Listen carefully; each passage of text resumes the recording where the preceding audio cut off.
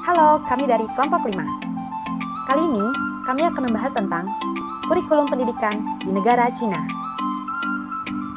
Kelompok kami terdiri dari Andika Rizky Pradana, Pratiwi Oktavia Hamzah, Rita Ardani, dan Jessica Cesaria Putri. Pendapat Konfusius yang berbunyi, orang-orang belajarlah yang menjadi pejabat. Kutipan tersebut menekankan bahwa orang yang ingin maju dan sukses dalam hidupnya harus mau belajar. Dan hal ini menjadi salah satu landasan pendidikan di Cina selama lebih dari 2000 tahun.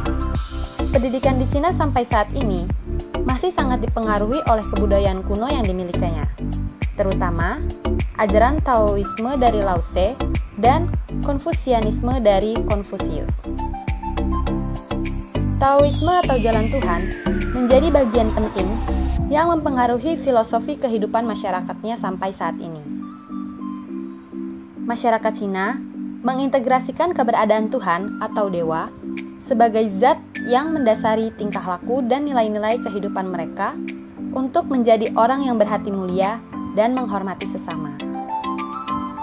Ajaran Konfusius mengenai li atau etika dan kewajiban juga sangat mempengaruhi filosofi pendidikan masyarakat Cina. Ajaran ini mendasari bahwa pendidikan diawali oleh keluarga melalui pembentukan kebiasaan sejak dini dan dilanjutkan dengan pendidikan formal di sekolah oleh negara. Kemampuan siswa Cina dalam penguasaan teori sudah teruji dalam berbagai kejuaraan sains internasional. Akan tetapi, muncul masalah lain seperti rendahnya keterampilan praktis, kekakuan dalam menyelesaikan masalah, dan melemahnya pertimbangan moral. Permasalahan-permasalahan inilah yang kemudian mendorong pemerintah Cina untuk melakukan reformasi di bidang pendidikan. Reformasi kurikulum pendidikan di Cina terdiri dari 8 tahapan.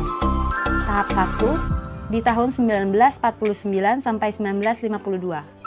Tahap 2 di tahun 1953 sampai 1957. Tahap 3 di tahun 1957 sampai 1963. Tahap 4 di tahun 1964 sampai 1976. Tahap 5 di tahun 1977 sampai 1980. Tahap 6 di tahun 1981 sampai 1984. Di tahap 7 tahun 1985 sampai 1998. Dan tahap terakhir tahap 8 dari tahun 1998 sampai sekarang. Sistem pendidikan di Cina. Manajemen kurikulum di Cina terbagi dalam 5 tingkat, yaitu 1. Kementerian Pendidikan, 2. Dinas Pendidikan Provinsi, 3. Dinas Pendidikan Kota, 4. Dinas Pendidikan Kecamatan, dan 5. Sekolah. Pemerintah daerah, mulai dari provinsi, kota, dan kabupaten, diperbolehkan merancang mata pelajaran muatan lokal yang disesuaikan dengan keadaan wilayahnya. Namun, harus mendapat persetujuan dari pemerintah pusat. Implementasi pembelajaran diserahkan kepada sekolah dengan tetap berpatokan kepada kurikulum dari pusat dan daerah. Jenjang pendidikan di Cina terdiri atas 4 sektor, yaitu Basic Education, Technical dan Vocational Education, Higher Education, dan Adult Education. Di samping itu, juga terdapat pendidikan prasekolah yang materinya meliputi permainan, olahraga, kegiatan kelas, observasi, pekerjaan fisik, serta aktivitas sehari-hari. Kurikulum pendidikan dasar. 1. Pendidikan dasar di Cina terdiri dari tingkat SD dan SMP. 2. Tidak ada ujian nasional sebagai syarat kelulusan SD. Meski demikian, setiap siswa harus memiliki prestasi yang menonjol sejak kelas 1 SD hingga kelas 3 SMP untuk dapat masuk ke SMA unggulan yang disediakan oleh pemerintah provinsi. 3. Biaya pendidikan untuk SD dan SMP seluruhnya gratis jika siswa merupakan satu-satunya anak dalam keluarga. Itu semua dalam rangka kebijakan satu anak dan diberlakukan untuk siswa dari etnis Han yang merupakan etnis mayoritas. Kurikulum di sekolah dasar Cina. Kurikulum di SD dibagi menjadi 2, yaitu untuk SD awal dan SD lanjutan. SD awal terdiri dari kelas 1 dan 2, sementara SD lanjutan adalah kelas 3 sampai kelas 6. Seluruh pelajaran di SD menggunakan guru kelas, kecuali untuk mata pelajaran seni dan olahraga. Jumlah siswa setiap kelas mencapai 60-90 orang, terutama di kota-kota besar. Dalam setahun, pembelajaran efektif di sekolah dilaksanakan selama 40 minggu. Beban pelajaran per minggu untuk tingkat SD awal adalah 26 jam, SD lanjutan 30 jam. Setiap jam pelajaran berlangsung selama 30 menit untuk SD awal dan 35 menit untuk SD lanjutan. Sekolah diadakan pada hari Senin sampai Jumat mulai pukul 7 pagi sampai setengah 5 sore. Mata pelajaran untuk kelas awal yaitu pendidikan karakter moral dan kehidupan sehari-hari, bahasa Cina, pendidikan jasmani, matematika, dan seni. Selanjutnya untuk kelas lanjutan ada pendidikan karakter moral dan sosial masyarakat, bahasa Cina dan sastra, pendidikan jasmani, matematika, sains, bahasa asing, seni, dan kegiatan praktek komprehensif. Mata pelajaran pendidikan moral dan kewarganegaraan. Berdasarkan buku pegangan yang dibuat oleh pemerintah pusat, untuk tingkat SD awal, bentuk pelajaran ini berupa pendidikan moral dan kehidupan sehari-hari atau life skill. Di sini siswa diajari untuk mengembangkan kebiasaan pribadi yang berkaitan dengan kehidupan sehari-hari.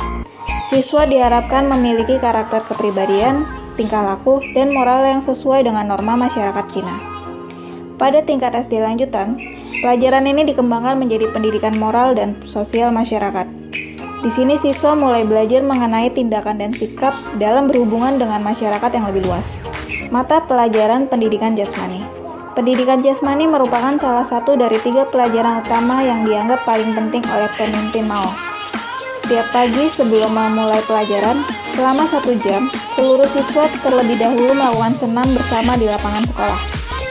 Pada intinya, sebelum melakukan aktivitas otak atau belajar, siswa harus melakukan aktivitas fisik terlebih dahulu bahasa Mandarin dan sastra. Dalam pelajaran bahasa Mandarin, siswa juga mempelajari karya sastra asing, namun tetap dalam bahasa Mandarin. Hal ini dimaksudkan agar memiliki pengetahuan yang lebih luas, tetapi tetap menekankan pada kecintaan dan kebanggaan pada negaranya sendiri. Masyarakat Cina sangat menghargai dan bangga dengan budaya yang dimilikinya, terutama dalam bidang seni dan sastra. Sehingga anak sejak usia balita pun sudah dibiasakan untuk menghafal puisi 4 baris yang merupakan budaya klasik Cina. Mata pelajaran pendidikan seni menjadi mata pelajaran seni suara dan mata pelajaran seni rupa, tergantung kebijakan masing-masing sekolah.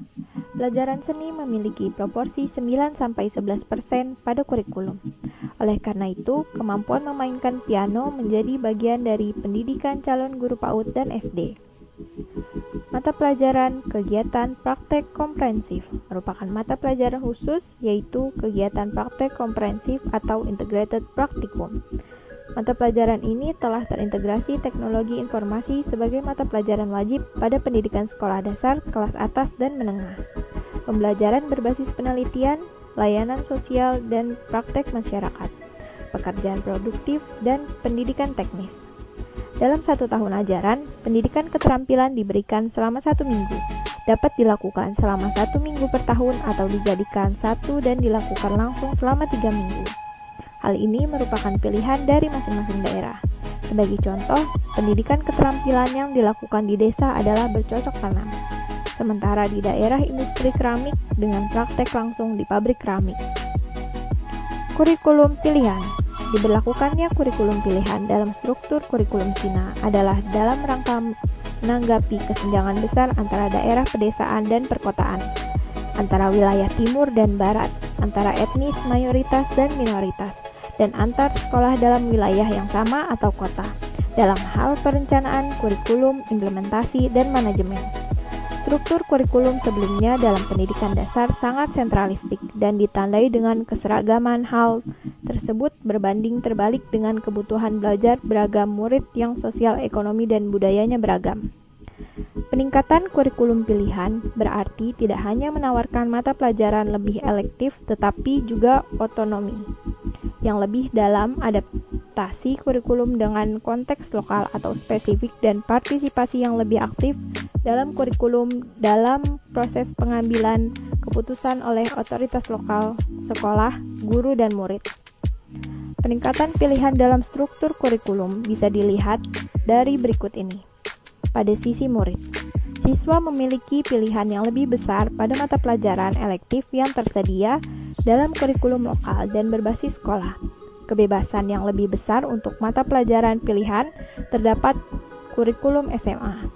Siswa termotivasi untuk berpartisipasi dalam kegiatan pengembangan kurikulum sekolah pada mata pelajaran yang mereka pilih. Pada sisi guru memiliki pilihan yang lebih besar pada isi kurikulum dalam melaksanakan standar kurikulum dan kebutuhan peserta didik. Guru memiliki partisipasi yang lebih aktif dalam pengembangan kurikulum, terutama mata pelajaran berbasis sekolah.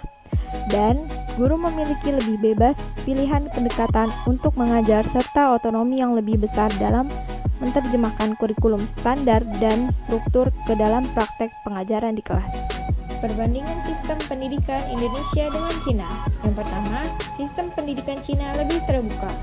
Kedua, guru diklasifikasi berdasarkan kualitas. Yang ketiga, siswa bebas mengevaluasi kualitas guru secara objektif. Sekian dan terima kasih.